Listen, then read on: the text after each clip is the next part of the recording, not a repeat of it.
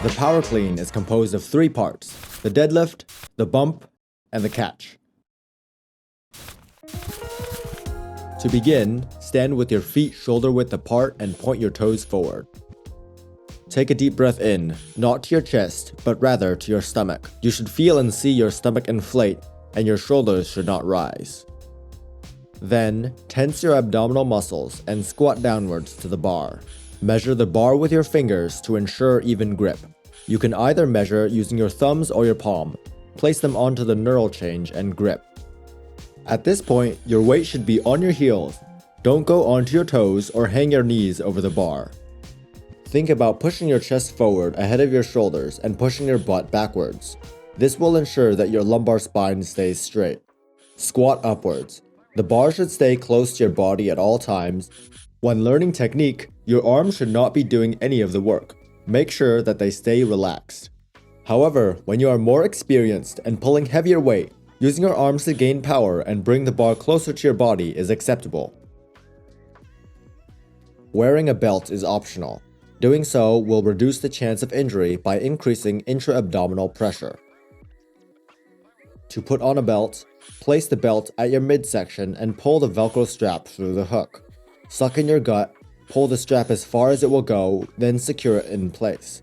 Don't forget to take a deep stomach breath in before you lift. Test it by trying to lean forwards. Your lumbar spine should stay nice and straight. You can use either a leather or nylon belt while deadlifting. However, if you are power cleaning, I recommend against using the leather belt, as it tends to snag during the bump. If you're relatively new to lifting, ask a friend to watch you or record yourself as you lift. Here's a list of things to watch out for in order of importance. Your back should stay straight, your heels should stay planted, and the bar should stay close to your shins and quads. Make sure that your arms aren't pulling the bar unless under the conditions mentioned prior, and that you are looking forwards when you lift, not up or down. Next up is the bump, which is an optional step of the power clean. It requires more technique and time to learn, but will grant you more power during your lift. If you don't care about the bump, simply skip to the next section on the catch. Unsurprisingly, it is rather painful if you slam a piece of metal into your legs. So practice keeping the bar close to your quads as you deadlift. Place the bar onto your legs and throw your hips forward. The goal is to give the bar as much vertical force as possible. However, you will inevitably impart horizontal force on the bar. Your arms should work to counteract this. When you bump, lightly pull backwards with your arms. The bar's path should then resemble a vertical line, except for the very end.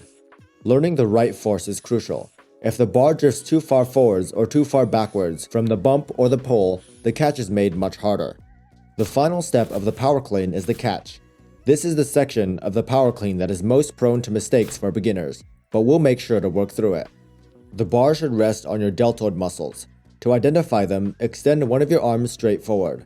There should be a clear distinction between your muscle and the bone just to the side.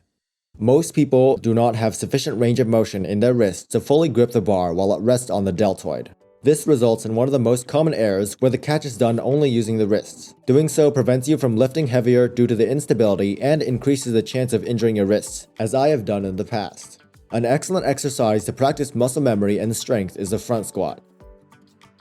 Set the bar lower in the rack than you would for your back squat.